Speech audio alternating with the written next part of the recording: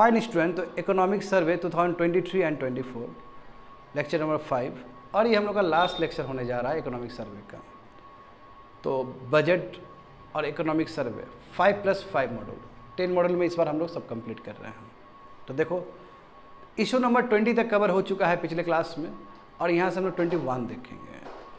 देखो भारत जो कभी डिफेंस के लिए बाहर से मंगवाता था वेपन्स, अब भारत अब टॉप 25 आर्म्स एक्सपोर्टर नेशन में भारत का भी नाम है, कह सकते हो, thanks to the defence corridor, Tamil Nadu UP, है ना, और thanks to this government also, क्योंकि इस सरकार ने डिफेंस को लेके FDI बहुत ही अच्छा लिबरलाइज किया है। देखो भारत, वही बोला कि भारत अब देखो टॉप 25 आर्म्स एक्सपोर्टर में आया है। कारण क्या है कि दोनों का ही, private plus public, defence public sector ने भी बहुत अच्छा काम किया, नहीं गवर्नमेंट ने भी बहुत अच्छा काम किया, साथ में प्राइवेट प्लेयर भी बहुत अच्छे से कोऑर्डिनेशन किए हैं, नंबर 1। अब तुम खुद देखो ना क्या क्या प्रोडक्ट नहीं बना हमारा। Dornier 228 artillery guns, BrahMos missile, वही रसिया और India collaboration, Pinaka rockets, launchers, radars, ये सभी चीज़ बहुत ज़्यादा ही एक्सपोर्ट हुए हैं विद्यार्थी। अब देखो रिसेंट टाइम में ही हमने फिलीपींस को दिया था, ये भी हमें याद है। अब देखो इसके लिए क्या है कि देखो to boost defence export the export procedure, अब जो बाहर जो बेचने का जो प्रोसीजर होता है उसको भी सिंप्लीफाई किया गया, इंडस्ट्री फ्रेंडली बनाया गया, समझे। अब ईज ऑफ डूइंग बिजनेस को बढ़ाया गया, अब डिले नहीं होता है, तो इसका भी एक प्लस पॉइंट।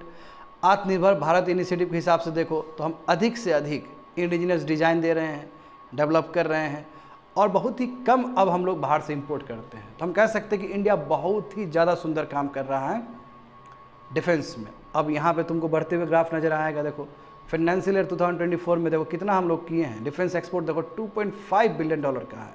देख रहे हो ना ग्राफ इंक्रीज हुआ कि नहीं हुआ। देखो 1.1, 1.7, 2.0, 2.5, तो अच्छा खासा तुमको इंक्रीमेंट दिखेगा डिफेंस में। और भारत अभी टॉप 25 नेशंस में इंडिया भी आता है। आगे देखो विद्यार्थी लोग, mental health issues, internet and social media, ये तो तुमको सिखा के जाएगा ये चीज़। ये जो पेजेस है तुमको सिखा के जाएगा हो क्या रहा है। देखो अब ये चीज़ इकोनॉमिक सर्वे में भी आ रहा है। क्या हो रहा है, ओवर यूज़ ऑफ इंटरनेट, वो पर्टिकुलरली सोशल मीडिया के लिए, इससे स्पेशली चिल्ड्रेन में ना मेंटल इश्यूज हो रहे हैं, हेल्थ को लेके, मेंटल हेल्थ को लेके प्रॉब्लम हो रहा है ज़्यादा इंटरनेट यूज़ की वजह से। बच्चे लोग इंस्टा में पड़े रहते हैं, बच्चे लोग फेसबुक में पड़े रहते हैं, बच्चे लोग यूट्यूब पे पड़े रहते हैं, इसका बहुत बड़ा प्रॉब्लम हो रहा है। वही बोला कि देखो social media, uncontrol screen time usage, कम स्क्रीन यूज़ करना चाहिए ना, लगा हुआ है। तो इकोनॉमिक सर्वे ने कहा देखो ये तो प्रॉब्लम है ही, over usage of internet and social media, साथ साथ unhealthy diet, junk food, sedentary lifestyle, कोई एक्सरसाइज नहीं कर रहे हैं, बैठे हुए हैं, तो ये भी एक रीज़न है जिसकी वजह से तुम्हारा मेंटल स्ट्रेस हो रहा है, समझे।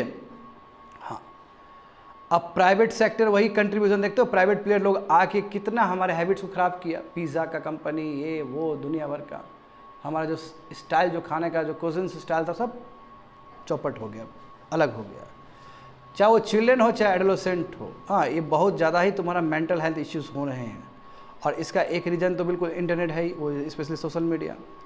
और जिस हिसाब से इंटरनेट बच्चे लोग यूज़ कर रहे हैं, पेरेंट्स देखने वाला नहीं है, अनसुपरवाइज्ड है, कोई पेरेंट्स गाइड नहीं कर रहा है, इसके वजह से देखो बच्चे लोग, हाँ, साइबर बुलिंग होने का भी चांस, साइबर अटैक हो जाएगा ना, कहीं से कॉल आ जाएगा, बोलेगा फर्जी उर्जी, बोलेगा ATM कार्ड अपना नंबर दो, बोलेगा कि हाँ बता, हमको भी फ़ोन आया था रिसेंट टाइम में।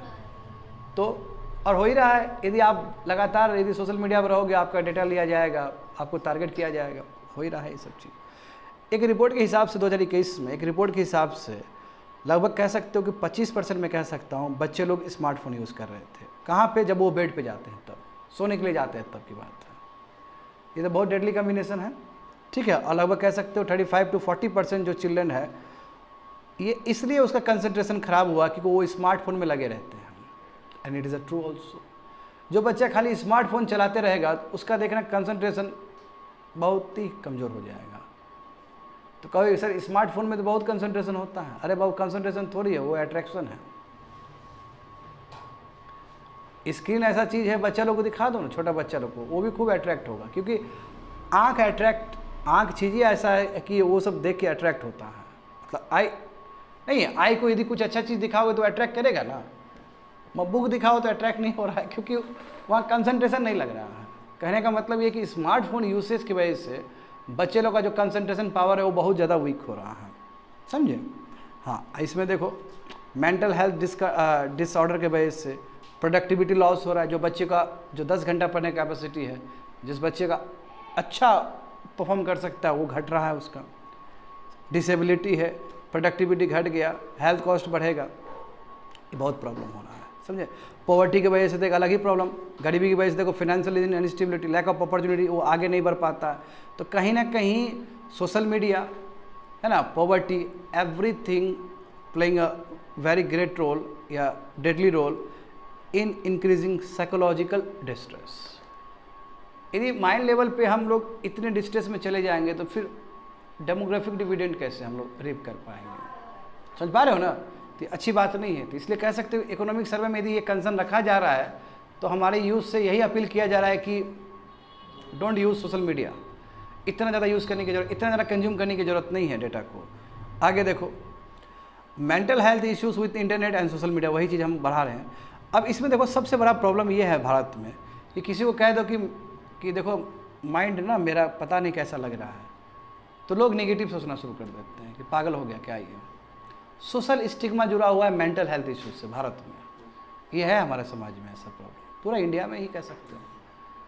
कि बोलोगे कि हमारा पता नहीं माथा पर कैसा लग रहा है तो वो बोलेगा पागल हो गया ये बोल के। तो वो क्यों बोलेगा तुमको, जब तुम उसको बोल दे रहे हो कि पागल हो गया है, यानी कि उसका स्टिग्मा जो तो वो नहीं बोलना चाहेगा। इसमें ये बोला गया कि देखो जहाँ जहाँ जिस कंट्री में मेंटल हेल्थ के ऊपर पैसा खर्च हुआ है वो कंट्री में इकोनॉमिक ग्रोथ भी बेटर हुआ है।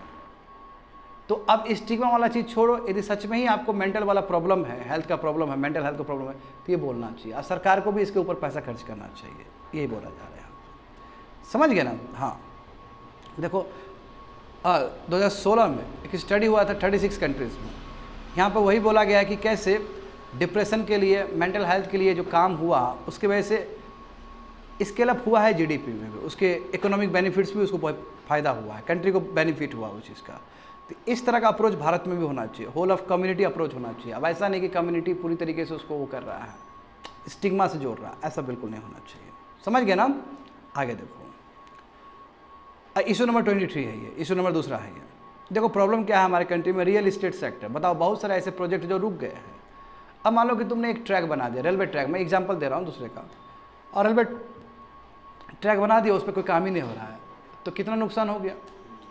तो इस तरह का बहुत सारा स्टिल रुका हुआ प्रोजेक्ट है, जिसके वजह से एक चैलेंज है रियल सेक्टर को, यानी कंस्ट्रक्शन वाला सेक्टर को। देखो जिस तरह बच्चे लोग, जिस तरह तुम्हारा अर्बनाइजेशन बढ़ रहा है, तो जाहिर सी बात है तुम्हारा वो तो हाउसिंग इंडस्ट्री तो बढ़ेगा ही बढ़ेगा। अर्बनाइजेशन का मतलब क्या है कि रूरल से टाउन की तरफ मूव करना, टाउन बनना, टाउन बनने का मतलब क्या, घर उड़ बनना, घर बनने का मतलब क्या, कंस्ट्रक्शन सेक्टर बहुत ज़्यादा बढ़ना। तो वो तो है। देखो यूनाइटेड नेशंस क्या बोलता है कि 2050 तक भारत में 50%, हाँ देखो 50% लोग अर्बन एरियाज़ में आ जाएंगे। अभी कितना है 2011 का आंकड़ा देखोगे 31% ही लोग अर्बन एरियाज़ में रहते हैं। अधिकतर अभी भी भारत गांव में ही बसता है विद्यार्थी लोग, समझे। मगर ये चेंज होने जा रहा है कब, 2050 तक। 2050 तक बराबर इक्वल प्रोपोर्शन हो जाएगा 50-50 का। तो उसके लिए चाहिए ना रियल इस्टेट का ग्रोथ चाहिए, अच्छा कंस्ट्रक्शन एक्टिविटी चाहिए बढ़िया से। तो वही बोला कि this underscore the need to adapt study, सही स्ट्रेटजी होना चाहिए। अब हवाजाट तुम्हारा टाउन प्लानिंग हो तो गलत चीज़ है। जब इतना कुछ हो रहा है क्लाइमेट चेंज को लेके, सस्टेनेबल अप्रोच को लेके, तो यस हवाजाट ग्रोथ से नहीं होगा, स्ट्रैटेजी चाहिए, पॉलिसी चाहिए। समझ गए ना। हाँ इसमें देखो 2023 में देखो रेसिडेंशियल जो रियल इस्टेट स्केल्स भारत में देखो, वो भी उसका भी ग्रोथ देखो बहुत 33% से ग्रोथ हो रहा है। तो हम कह सकते हैं अधिक से अधिक आदमी चाहता है कि वो गांव छोड़ के, रूरल एरिया छोड़ के वो शहर में जाके स्टेबल हो। ठीक है। तो चैलेंज क्या है, चैलेंज देखो आप खुद देखो कि बहुत सारा रियल इस्टेट प्रोजेक्ट अभी भी अटका हुआ है, अब बहुत दिन से अटका हुआ है, लेगेसी इशू हो चुका है। 4.1 लाख स्ट्रेस ड्वेलिंग यूनिट जहाँ बना के रखा वो अभी तक अटका हुआ है। ऐसे लगभग कह सकते हो कि 4.1 लाख करोड़ हमारा फंसा हुआ है। 4 लाख करोड़ बताओ उस प्रोजेक्ट में फंसा हुआ, उसका कोई काम नहीं है। तो it is not good for the country. आगे देखो cement sector shining bright. Cement sector देखो बहुत ग्रोथ हुआ, मगर भारत में और भी होना चाहिए। सीमेंट का ग्रोथ होने का मतलब क्या, कंस्ट्रक्शन का ग्रोथ होना। देखो सीमेंट कंजम्पशन भारत में लगभग 260 केजी पर कैपिटा है, यानी कि एक आदमी एक साल में कितना कंज्यूम करता है, 260 केजी करता है, जबकि ग्लोबल एवरेज कितना है 540, यानी कि इससे डबल है। तो कहने का मतलब क्या कि सीमेंट कंजम्पशन बढ़ना चाहिए भारत में। और सीमेंट कंजम्पशन कब बढ़ेगा, जब अर्बनाइजेशन की तरफ आप मूव करेंगे। तो यानी कि ये एक पोटेंशियल है, यदि सीमेंट इंडस्ट्री बहुत ज़्यादा बिके, सीमेंट बहुत ज़्यादा बिके तो ग्रोथ भी करवा सकता है। और सीमेंट ज़्यादा बिकेंगे मतलब कंस्ट्रक्शन एक्टिविटी बहुत ज़्यादा होना। India second largest cement producer है आफ्टर चाइना, मगर यदि हम पर कैपिटा के हिसाब से देखें तो बहुत कम है, हम वर्ल्ड ग्लोबल एवरेज से भी बहुत कम है। समझ गए ना student. Cement industry contributes approximately 11% of the input cost, यानी कि कंस्ट्रक्शन सेक्टर में बहुत सारा लगता है ना, गिट्टी बलुआ दुनिया भर का चीज़, उसमें 11% तो तुम्हारा सीमेंट इंडस्ट्री का ही कंट्रीब्यूशन है।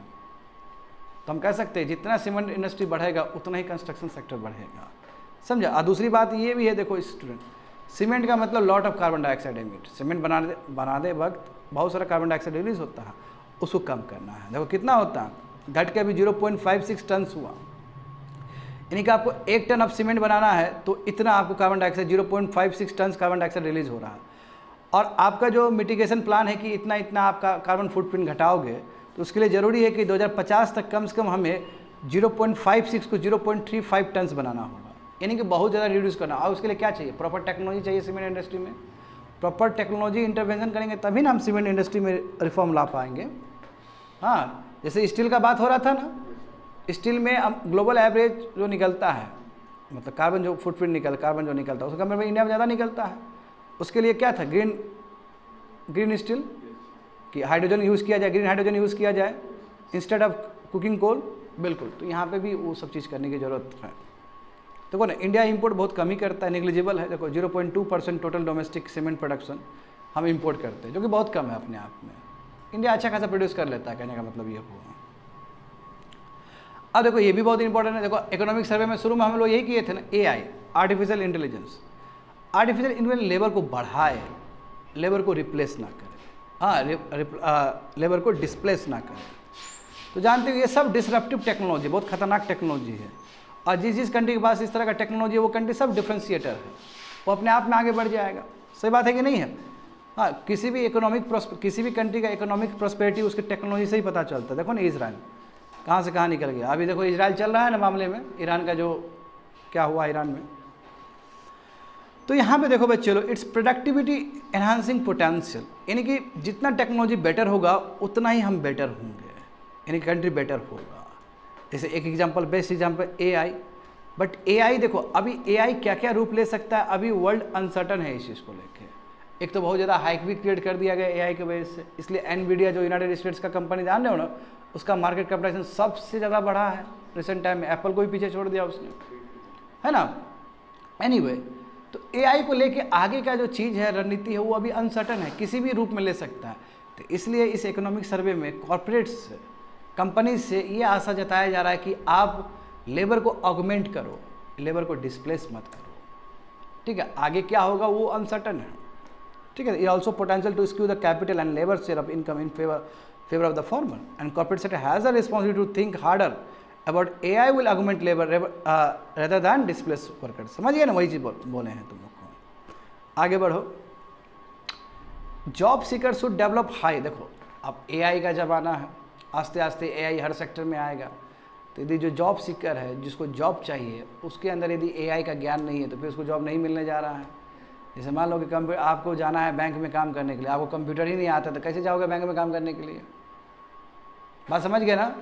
और टेक्नोलॉजी देखो, AI तो नॉर्म ऑफ द डे बनने वाला है, बन भी चुका है बहुत सारे सेक्टर में। ठीक है, तो देखो वही बोला कि जॉब सीकर के पास स्किल होना चाहिए, एनालिटिकल थिंकिंग का, इनोवेशन का, कॉम्प्लेक्स प्रॉब्लम सॉल्विंग का, तभी जाके वो जॉब एडप्ट हो पाएगा। हाउ वी यूज़ टेक्नोलॉजी, कैसे टेक्नोलॉजी, देखो वही तो बोल रहे हैं, टेक्नोलॉजी का यूज़ जॉब को रिप्लेस करने के लिए भी किया जा सकता है, और टेक्नोलॉजी का यूज़ जॉब क्रिएट करने के लिए भी किया जा सकता है। सही बात है कि नहीं है। तो वही बोला कि कैसे टेक्नोलॉजी को यूज़ किया जाए, उस हिसाब से तय होगा कि जॉब क्रिएट हो रहा है कि डिस्प्लेस हो रहा है। समझे। तो इट डिपेंड्स ऑन आप टेक्नोलॉजी को किस तरह यूज़ कर रहे हो। अब हो सकता है टेक्नोलॉजी ऐसा बना दो जहाँ पे ह्यूमन का ज़रूरत ही नहीं हो, तो जॉब तो पूरी तरीके से डिस्प्लेस हो गया। टेक्नोलॉजी ऐसा बनाए कि जिसने क्या किया कि ह्यूमन का ह्यूमन को अपने तरफ खींच लिया, यानी कि ह्यूमन नीड्स है उसको चलाने के लिए। तो टेक्नोलॉजी विल डिसाइड कि ये क्रिएट करेगा। तो इसलिए कॉर्पोरेट सबसे यही आशा जताया जा रहा है कि इस तरह का टेक्नोलॉजी डेवलप करो, इस तरह का आर्टिफिशियल इंटेलिजेंस अपने कंपनी के अंदर इनकलकेट करो, ताकि जॉब क्रिएट हो, जॉब डिस्प्लेस ना हो। समझे? वही सेम चीज़ है। अच्छा, ये इशू देखो, मुझे ये सबसे सुंदर इशू लगा है, इशू नंबर 26। मैं कहूँगा कि ये सबसे बहुत ही एक आपका जो सोच है ना, उस सोच को बदल देगा। आमतौर पे हमारे दिमाग में क्या होता है कि एमजी नरेगा का जो वर्कर है बढ़ रहा है, तो एमजी नरेगा का जब वर्कर बढ़ रहा है, इसका मतलब ये रूरल डिस्ट्रेस का इंडिकेशन है। यदि एमजी नरेगा जानते हो ना बच्चे लोग, 100 डेज आपको एम्प्लॉयमेंट मिलता है सरकार की तरफ से, ठीक है। तो यदि एमजी नरेगा वर्कर्स यदि ऐड हो रहे हैं, तो इसका मतलब हमारे दिमाग में क्या लगता है कि जॉब का किल्लत है, और जॉब का किल्लत है तभी तो गांव में लोग सब 100 दिन का नौकरी कर रहे हैं। But it is a not true, माँ, ये सत्य बात नहीं है। आंकड़ा के साथ समझाया, बहुत ही लॉजिकल समझाया इकोनॉमिक सर्वे में ये चीज़। कैसे? देखो एग्जाम्पल समझो। तो MG NREGA is not a real indicator of rural distress, real में नहीं है, जो हम सोचते वैसा नहीं है। देखो कारण क्या है, देखो MG NREGA work demand does not directly correlate, यानी कि एमजी नरेगा में जो काम बढ़ रहे हैं, लोग जुड़ रहे हैं, इसका मतलब ये नहीं कि रूरल डिस्ट्रेस है माइक्रो लेवल पे, ठीक है। इसको हमको बहुत अच्छे से समझना होगा, समझे? क्योंकि आप देखोगे तो एमजी नरेगा का जो फंड जो रिलीज होता है अलग अलग स्टेट के लिए अलग अलग हो रहा है। जब यही चीज़ समझोगे कि किस राज्य के लिए कितना फंड गया, वहीं से तुमको समझ में आ जाएगा कि ये ट्रू पिक्चर नहीं है कि एमजी नरेगा में जो लोग काम कर रहे हैं, हाँ, वो यानी कि ज़्यादा डिस्ट्रेस हुआ है उससे। ऐसा आप नहीं कर सकते हो। जैसे अभी एग्जाम्पल देता हूँ मैं, देखो नेक्स्ट पेज जाओ। एग्जाम्पल देखो, जैसे 100 रुपया एमजी नरेगा का फंड में है, तो 15 रुपये तो तमिलनाडु को जा रहा है।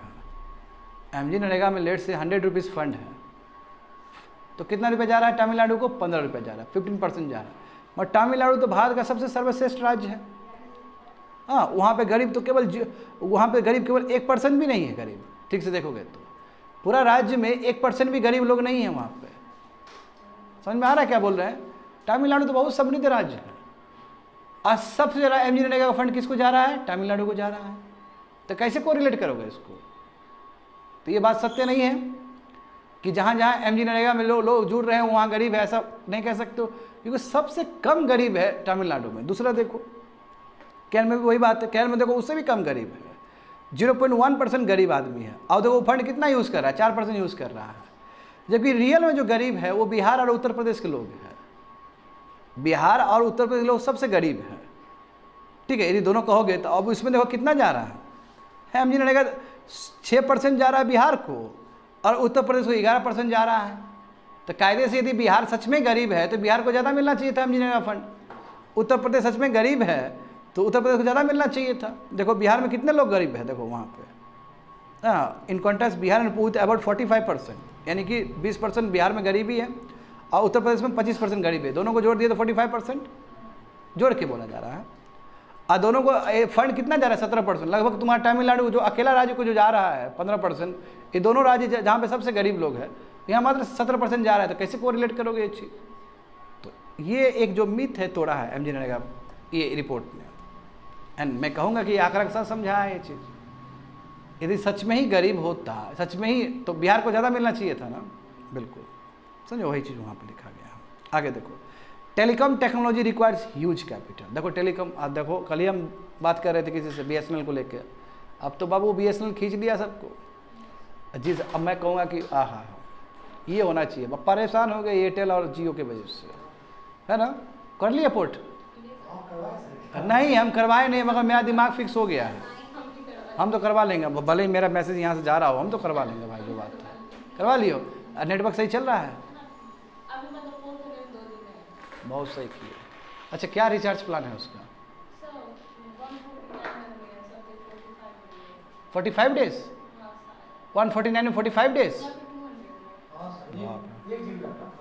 ठीक है, बहुत अच्छा है। अभी बताओ, एयरटेल और जियो का, टेलीकॉम से ही रिलेटेड है इसलिए मैं बोल रहा हूँ।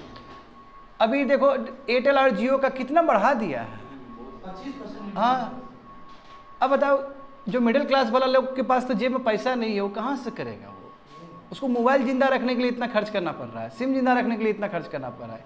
ये तो एक तरह से मोनोपोली है टेलीकॉम सेक्टर का। अब BSNL thanks to Tata, Tata को श्रेय जाता है। टाटा ने जैसे गोद लिया BSNL को, टाटा यस टाटा, हाँ ऑब्वियसली जाओ चेक करो पता चल जाएगा तुम लोग को। Tata is giving the infrastructure to the BSNL। तब रहा तुमको लगता है कि BSNL ऐसे रात चमक जाएगा? और टाटा जिस जिस जगह पे हाथ लगाया है बाबू वो सब फिलैंथ्रोपिक वर्क हुआ है। हाँ क्योंकि देखो टाटा का रिकॉर्ड रहा है शुरू से कि टाटा ने प्रॉफिट के लिए काम नहीं किया है। टाटा जो भी काम किया है वो उससे वेलफेयरिज्म ज़्यादा हुआ है। तुम देखो पूरा हिस्ट्री निकाल के देखो टाटा का। अभी भी टाटा सबसे ज़्यादा तुम्हारा वो फिलैंथ्रोपिक वर्क करता है, पैसा देता है। तो मोनोपोली तोड़ना बहुत जरूरी है दोनों का। जियो ने मोनोपोली बाकी का तोड़ा, फिर मोनोपोली अब खुद मोनोपोली पे उतर गया वो। पता 1-1.5 साल तक फ्री में दिया सबको सर्विस, और उसके बाद देखते हो अभी जियो टीवी, ये टीवी, वो टीवी दुनिया भर का ले आया वो। और किस लेवल पे एयरटेल और वो दोनों नेक्सस मिला के देखो बराबर कर दिया। और सरकार को भी करना चाहिए था इस पे काम, सरकार ने भी कुछ नहीं बोला। ठीक है BSNL करके दिखाएगा वो चीज़। और जान के हैरान हो जाओगे, कल ही हम कहीं, कितना ऑथेंटिक डाटा है मुझे पता नहीं स्टूडेंट, मैं ज़रूर साझा करना चाहूँगा। हाँ हाँ अच्छा खासा पोर्ट, एयरटेल का आई थिंक 20% पोर्ट हो चुका है, 15 से 20%। हाँ बात समझे, रिसेंट टाइम में ही बहुत ज़्यादा पोर्ट हो गया। तो जाहिर सी बात है जैसा मैं सोच रहा हूँ ऐसा लोग भी सोच रहे हैं, कॉमन पीपल, कि कॉमन पीपल को भी दिक्कत ही है। और अधिकतर जानते हो कि डिस्ट्रेस है। तो हाँ करेक्ट 60 दिन बताओ, 108 रुपया में 60 दिन, ये तो मतलब सोचो कि ड्रीम कम्स ट्रू है ये सब। तब बाबू कोई बात नहीं, हम भी बहुत जल्दी करवा लेंगे जो बात है, ठीक है ना। हाँ हाँ प्रॉब्लम यही है कि अभी फाइबर बीच रहा है, अभी टाइम लगता है बड़ा बड़ा। हाँ सही बात, you are correct also. Main ये है कि कहाँ कहाँ किस किस अर्बन सेंटर में वो आया है, ये सही चल रहा है। बात देखो आप यहाँ पे स्टैटिक हो तो आप कर लो, यदि कोई ऐसा आदमी जो कि बहुत ज़्यादा मूवेबल है, हाँ हाँ करेक्ट करेक्ट करेक्ट, हाँ हाँ ये होता है। बट ठीक है नेटवर्क पे काम हो रहा है, Tata will work on it. बात समझ गए ना। चलो अब आओ, विषय यही है। देखो टेलीकम्युनिकेशन टेक्नोलॉजी को चाहिए डेवलपमेंट चाहिए, रिसर्च एंड डेवलपमेंट चाहिए, उसके लिए पैसा चाहिए, सही बात है कि नहीं है। और देखो इस चीज़ को करने के लिए, सॉल्व करने के लिए सरकार ने एक फंड बनाया था, जिस फंड को कहते हैं यूनिवर्सल सर्विस ऑब्लिगेशन फंड। और इसी फंड का दूसरा नाम रख दिया गया अभी डिजिटल भारत निधि। और इसके अंतर्गत क्या है कि सरकार ने अभी तक 80,000 करोड़ रुपया जमा किया है। तो सरकार इस पैसा को खर्च करेगी। और देखो बोला गया एलोकेशन ऑफ 5% यहाँ इस फंड से दिया जाएगा, सालाना दिया जाएगा, ताकि इंफ्रास्ट्रक्चर डेवलप हो सके टेलीकम्युनिकेशन का। आया समझ में बच्चे लोग? हर लाइन को जोड़े हैं, जो जो ज़रूरत है वो उसको बताए हैं। तो टेलीकम्युनिकेशन टेक्नोलॉजी जो फंड है तुम्हारा कब 2022 में बना था। और इसमें देखो, इसमें ये देखा गया कि चाहे MSME हो, चाहे स्टार्टअप हो, चाहे इंडस्ट्री हो, चाहे एकेडमिक, बहुत अच्छा पार्टिसिपेट किया है। बिल्कुल चाहिए हमें, क्योंकि यस ये जो टेलीकम्युनिकेशन इंफ्रास्ट्रक्चर वी रिक्वायर, तभी तो अभी जो हम लोग चर्चा कर रहे हैं BSNL, तभी तो BSNL कारगर साबित हो सकता है। BSNL क्या और भी कंपनी आए, जितना आएगा उतना बेटर है। ये तो डुओपोली तो बर्बाद कर देगा, हो ही रहा था, समझे। आगे देखो विद्यार्थी लोग, इसी तरह का भारत नेट प्रोग्राम में क्या था स्टूडेंट, कि ब्रॉडबैंड कनेक्टिविटी प्रोवाइड करना 2.5 लाख ग्राम पंचायत को, ठीक है, ये प्लान था। अभी इसको और एक्सपांड किया गया कि और ज़्यादा सर्विस बढ़े। अभी तक बच्चे लोग कहोगे तो कह सकते हो 6.85 lakh kilometre optical fibre cable बिछाया जा चुका है, ठीक है। और उसमें देखो कनेक्टेड कितना है तुम्हारा 2 लाख, कह सकते हो 2 लाख तुम्हारा ग्राम पंचायत कनेक्ट हो चुका है। कहेंगे बहुत बढ़िया बात है, समझे ना। हाँ तो इसका मतलब भारत नेट भी, ठीक है, वो तो कायदे से कंप्लीट हो ही जाता, मैं उसमें और भी सर्विस ऐड कर दिया। बहुत अच्छा काम हो रहा है भारत नेट में। भारत नेट काम का इतना सब पंचायत को जोड़ना, यानी कि ग्रामीण इलाका में भी अच्छा खासा इंटरनेट पहुँचने वाला है, समझ गए। आगे देखो फाइनेंशियल इंक्लूजन फ्रंट में भारत ने कर दिखाया है, यानी कि लोग को बैंक अकाउंट तक जोड़ना। अब तुम खुद देख रहे हो यहाँ पे, ये आंकड़ा ही तुमको बताएगा 2011 में, हाँ, जो 15 साल से जो एडल्ट, 15 साल प्लस वाले जो एडल्ट थे, उसका संख्या कितना था, 35% लोग जुड़े हुए थे बैंक अकाउंट से। अभी देखो 21 में देखो 77%। बहुत बड़ा जंप है, बहुत बड़ा ही जंप है विद्यार्थी लोग, है ना। मोड और रिसीप्ट ऑफ डिजिटल पेमेंट, देखो 15 साल से ऊपर वाले जो डिजिटल पेमेंट कर रहे थे 2021 में, तो 22%, अभी देखो 35। हाँ बिल्कुल बढ़ा है, बहुत बढ़ा है। हाँ अकाउंट तो सबका है, अकाउंट तो बढ़ा ही है, मैं डिजिटल पेमेंट का बात कर रहा हूँ। हाँ borrowed from formal financial education, और देखो पहले 8 था फिर 12 हो गया। पोरेस्ट 40%, ठीक है, जो गरीब लोग हैं देखो उसका 78% बढ़ा है। गरीब लोग भी देखो 15 साल से ऊपर जो गरीब लोग जो सबसे बड़े गरीब लोग थे वो 78% लोग जुड़े हैं, थैंक्स टू प्रधानमंत्री जनधन योजना। हाँ तो ये तो प्रधानमंत्री जनधन योजना ने तो एक अलग लेवल पे एक रेवोल्यूशन लाया है कंट्री में, एक बहुत गजब का काम किया है। तभी तो डीबीटी सब कारगर हुआ है, तभी तो यूपीआई सब कारगर हुआ है, फाउंडेशन तो वही है सब, समझे। देखो रिचेस्ट 60%, जो रिचेस्ट लोग हैं देखो 77%, पहले वो भी 41 थे, वो भी बढ़े हैं, 77 हुआ है।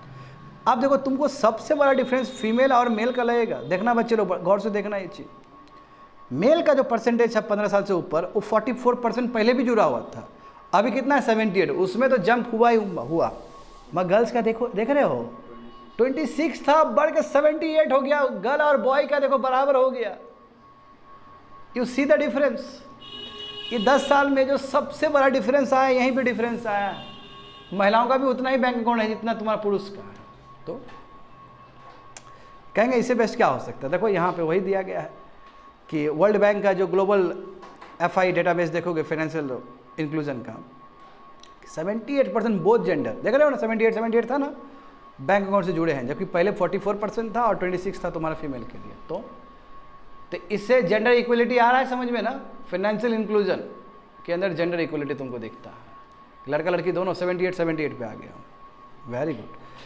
अब देखो इसमें सरकार को काफ़ी क्रेडिट दिया गया है। देखो यदि नॉर्मल मेथड से फाइनेंशियल इंक्लूजन किया जाता बच्चे लोग, नॉर्मल तरीके से जो प्रोसीजर चल रहा था भारत में, तो उस हिसाब से ये जो अचीव करने वाला जो बात है, जो अचीव किए 47 ईयर्स लगता है हम लोग को, आधा सेंचुरी लग जाता। तो सरकार को क्रेडिट जाता है इस चीज़ के लिए। देखो वही बोला 47 ईयर्स लगता है अचीव करने में, 80% एडल्ट को बैंक अकाउंट से में। देखो तो बहुत अच्छी बात है। फाइनेंशियल इंक्लूजन जो स्ट्रेटेजी भारत का बहुत अच्छा काम किया। शुरू में क्या था फाइनेंशियल इंक्लूजन की सब घर को जोड़ना, अब ये नहीं है, अब इसमें भी बदलाव है। सब घर को तो जोड़ दिया, अब सब आदमी को जोड़ना। तो सब आदमी को जोड़ने का मतलब ज़्यादा ना हुआ जी, एक घर में तो बहुत सारे लोग रहेंगे, एक को जोड़े पहले, अब हर आदमी को जोड़ना। ये कहेंगे कि देखो ताकि डीबीटी का बेनिफिट मिल सके, है ना, वो भी रुपए कार्ड चला सके, वो भी यूपीआई चला सके, वो भी एटीएम का एम्पावरमेंट हो उसको भी। खैर अभी तो देखो यूपीआई इतना आगे चला गया कि एटीएम कम पड़ गया, नहीं एटीएम तो बैक करने में चला गया, क्योंकि जब आपका पैसा स्वीकार कर ही लेगा कोई, तो एटीएम का यूज़ वैसा तो नहीं रहा। अभी भी है यूज़, मैं इनकार नहीं करता हूँ, जो पहले जो यूज़ था उसे कंपेयर में अभी तो पूरी तरीके से नीचे चला गया।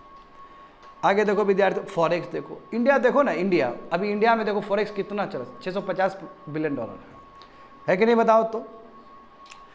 अभी देखो यदि एक साल का बात करेंगे, फाइनेंशियल ईयर 2024 का बात करेंगे, तो सबसे ज़्यादा जो फॉरेक्स ऐड हुआ वो भारत का है। मैं एक साल का बात कर रहा हूँ। ऐसे ओवरऑल देखोगे तो चाइना बहुत आगे है, ओवरऑल चाइना बहुत आगे है, स्विट्जरलैंड भी हमसे आगे है, हम 4th रैंक आते हैं वर्ल्ड में। मगर यदि एक साल का बात करोगे तो इंडिया बहुत सबसे आगे। देखो इंडिया कितना है, $68 बिलियन रिसीव हुआ है, फॉरेक्स ऐड हुआ है। अब ये क्या रीजन है, ओपन मार्केट नहीं, मैनेज फ्लोट बाय आरबीआई, क्योंकि इंडिया में बहुत पैसा आया एफडीआई के रूप में, एफपीआई के रूप में। तो करेंसी को स्टेबल रखना है तो क्या करेगा, आरबीआई मैनेज फ्लोट करेगा, और एक्स्ट्रा करेंसी क्या करे, सक करेगा। इसी के रिजल्ट से ये हुआ है। देखो वही लिखा गया है, समझे ना, वही सब चीज़ लिखा गया। देखो $68 बिलियन हम किए हैं, जो कि अपने आप में हाईएस्ट है अभी तक का। हमारा मार्केट बहुत ही सुंदर परफॉर्म कर रहा है। और उसके बाद देखो रूपी, हमने फर्स्ट इकोनॉमिक सर्वे के मॉडल में भी देखा था ना कि जितने भी पीयर कंट्री है, डेवलपिंग कंट्री है, उससे कंपेयर में जो इंडियन रुपीज़ है उसमें ज़्यादा फ्लक्चुएसन नहीं हुआ, 2% के अंदर ही फ्लक्चुएसन है। कई कंट्री में तो 15%, 20% का फ्लक्चुएसन है। सही बात है ना। I have covered in my first model, वही चीज़ बताया गया यहाँ पे। देखो तो इंडिया 4th रैंक आता है ग्लोबली फॉरेक्स में, हाँ, after China, Japan and Switzerland. तो हम कह सकते हैं कि हमारे लिए बहुत ही अच्छा चीज़ है। और कितना होना चाहिए बच्चे लोग, एटलीस्ट 10 मंथ का होना चाहिए था इंपोर्ट कवर, हमारे पास उससे ज़्यादा है। और दूसरी बात है कि हमारा स्टॉक मार्केट का, हमारा इकोनॉमिक इतना बेटर है कि कुछ भी स्पिल ओवर इफेक्ट होगा तो हम बच जाएंगे, क्यों, हमारे पास फॉरेक्स है। फॉरेक्स बचा देगा ना। कई बार मान लो कि डायरेक्ट विड्रॉ हो गया, एक तो हमारा शेयर मार्केट ऐसे ही डोमेस्टिक इंस्टीट्यूशन की वजह से इंसुलेशन में आ गया, मतलब बेटर हो गया। यदि यहाँ से पैसा विड्रॉ भी होता है तो कोई बात नहीं, फॉरेक्स से पैसा निकाल के हम स्टेबल कर देंगे, क्योंकि हमारा इच्छा क्या होता है, हमारा आरबीआई का क्या मैंडेट है कि किस तरह करेंसी को स्टेबल रखे, और उसी के लिए मैनेज फ्लोट कर रही होती है। बिल्कुल वही सब चीज़ लिखा गया है। देखो यही लोएस्ट वॉलेटिलिटी ऑफ रुपी मैं बता चुका हूँ। यदि कॉफिशिएंट देखोगे, वही वेरिएशन देखोगे तो बहुत कम है भारत। तो इंडिया ने बहुत ज़्यादा सुंदर काम किया है। हाँ, इंडिया दोनों तरफ रहता है, फ्रंट में भी और तुम्हारा यानी कि ज़्यादा अप्रिसिएशन भी ना हो, ज़्यादा डिप्रिसिएशन भी ना हो। अप्रिसिएशन भी ठीक नहीं है, अप्रिसिएशन होगा तो फिर दिक्कत हो जाएगा इम्पोर्टर को, समझे ना। हाँ, दिक्कत हो जाएगा। डिप्रिशिएट होगा तो फिर एक्सपोर्टर को फ़ायदा होगा। तो बैलेंस करके चलता है भारत, वही सब चीज़ वहाँ पे लिखा है। आगे बढ़ो। हाँ, मगर चलो ठीक है, सब रोजी पिक्चर है, but what about India sovereign green bond. Sovereign मतलब भारत सरकार खुद ये बॉन्ड जारी करने का बात था, और ये बॉन्ड से क्या है, पैसा मोबिलाइज करने का बात था। तो पैसा मोबिलाइज किसके लिए किया जाए, ग्रीन प्रोजेक्ट के लिए। तो ये बहुत अच्छे से नहीं हुआ जितना अच्छे से होना चाहिए था। ठीक है, इसी को बोलते ग्रीनियम। ग्रीनियम मतलब क्या है, ग्रीन के ऊपर जो प्रीमियम मिलेगा, ठीक है, समझ गए, इंटरेस्ट मिलेगा ना इन लोग को, प्राइवेट प्लेयर सबको। तो देखो यही refers to pricing benefit based on the logic that investor are. अब इसमें क्या है बच्चे लोग समझो, इसमें जो इन्वेस्टर होंगे, जो बॉन्ड खरीदने वाले लोग सब होंगे, तो उनके दिमाग में ये जरूर होगा कि देखो ये जो बॉन्ड है ग्रीन प्रोजेक्ट्स के लिए है, तो कोई बात नहीं, कभी बेनिफिट मिलेगा खरीद लेते हैं क्योंकि इन्वायरमेंट का फ़ायदा होगा, नंबर 1। और जो यील्ड मिलेगा हो सकता है कम मिले, मगर हमारा कंट्रीब्यूशन की वजह से यदि ग्रीन पे काम हो रहा था, अच्छी बात है। कहीं पे आपको कंप्रोमाइज़ करना पड़ेगा ना। क्या देखो, अब ग्रीन बॉन्ड पे भी बहुत ज़्यादा यदि इंटरेस्ट हो तो फिर सरकार को तो नुकसान ही है। यदि सरकार ग्रीन बॉन्ड जारी कर रही है तो जाहिर सी बात है उसमें यील्ड कम होगा, जाहिर सी बात है उसमें इंटरेस्ट वही, यील्ड मतलब वही, प्रॉफिट कम होगा।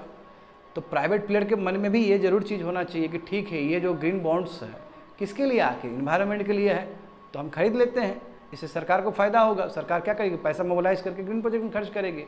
ये कॉन्सेप्ट बनाया गया था, मगर जिस हिसाब से देखो आगे, जिस हिसाब से इसको आगे जाना चाहिए था उस हिसाब से नहीं गया। हाँ देखो, तो यही तुमको दिखेगा कि हम उतना पैसा मोबिलाइज नहीं कर पाए। देखो हमने कितना जारी किया था। India undertook the issue of sovereign bond amounting to 16,000 crore in जनवरी-फरवरी 2023। उसका फिर सेकंड हम किए। तो in spite of the effort, बहुत सारा एफर्ट लगाने के बावजूद भी विद्यार्थी लोग, जो फाइनेंसिंग होना चाहिए था ग्रीन बॉन्ड से, वो नहीं हो पाया। ये प्रॉब्लम हुआ है, समझे। आगे देखो, developing country are facing the problem of green transition. वही बात, एक तो ग्रीन बॉन्ड भी फेल कर गया, अच्छे से काम नहीं किया।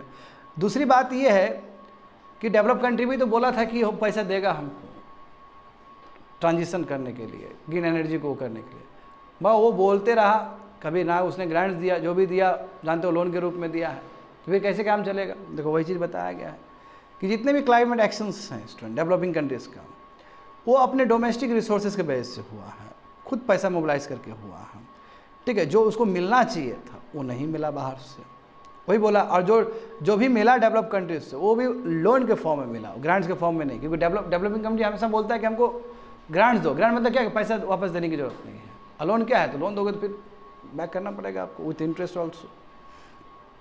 यूएनएफसीसी और पेरिस एग्रीमेंट में ये बात कहा गया कि डेवलप कंट्री प्रोवाइड करेगा इन लोग को, है ना, मगर रियल सेंस में हुआ नहीं अभी तक। आगे देखो इशू नंबर 33 वही। अब डेवलपिंग कंट्री को 2030 तक $6 ट्रिलियन का ज़रूरत है क्लाइमेट से लड़ने के लिए, बताओ। और तुम देखो इसमें तुम यानी कि एनडीसी, नेशनल डिटरमाइंड कंट्रीब्यूशन है ना, कि इतना इतना प्रोजेक्ट करेंगे, कार्बन सिंक बनाएंगे दुनिया भर का, उसके लिए डेवलपिंग कंट्री को कितना चाहिए, $6 ट्रिलियन चाहिए बाय 2030। तो इसमें देखो 100 बिलियन प्ले जो पहले किया था डेवलप कंट्री ने, अभी तक देखो $84 बिलियन ही दे पाया है। तो कह सकते हो, और वो भी दिया है तो क्या दिया है, वो भी दिया है तो लोन दिया है, ग्रांट तो दिया ही नहीं। लोन लेंगे, क्या लोन लेंगे, कंट्री मान लो खुद एक कंट्री फंसा हुआ है, मान लो अफ्रीकन कंट्री खुद फंसा हुआ, वो लोन लेके क्या करेगा, वो तो पहले से बुरा हालत है। जहाँ तक सवाल है भारत का, तो भारत का यदि एनडीसी पूरा करना है, नेशनल डिटरमाइंड कंट्रीब्यूशन पूरा करना, जो कि पेरिस एग्रीमेंट में किए थे, तो उसके लिए हमको $2.5 ट्रिलियन चाहिए 15 साल के लिए, 2015 से लेकर 2030 तक। तो उतना तो हमारा मोबिलाइज हो ही नहीं पा रहा है स्टूडेंट, समझ रहे हो ना। तो further the cost of such capital, और यदि इस तरह का पैसा यदि हम इंडिया से या कहीं दूसरी जगह से मैनेज करें, तो हमारा माइक्रो इकोनॉमिक इंडिकेटर्स में नेगेटिव असर भी पड़ सकता है इसका। अब हम मार्केट बोरिंग करके यदि हम इस पर खर्च करना शुरू कर दें, तो फिर मार्केट बोरिंग ज़्यादा होगा, फिर पब्लिक डेट ज़्यादा होगा, इसकी वजह से इकोनॉमी पे प्रभाव पड़ेगा। तो यहाँ पे डेवलप कंट्री को भी साथ देना चाहिए, और जो उसने प्रॉमिस किया था रियो समिट में हो, यूएनएफसीसी जब बन रहा था, या फिर पेरिस एग्रीमेंट में हो, या रिसेंट टाइम में हो, वो करना चाहिए, वॉक द टॉक करना चाहिए। ठीक है। और दूसरी बात है कि यदि पैसा आ भी रहा है तो किस में आ रहा है, मिटिगेशन में आ रहा है, एडेप्टेशन में आ ही नहीं रहा है, तो ये प्रॉब्लम है। कंप्लीटेड।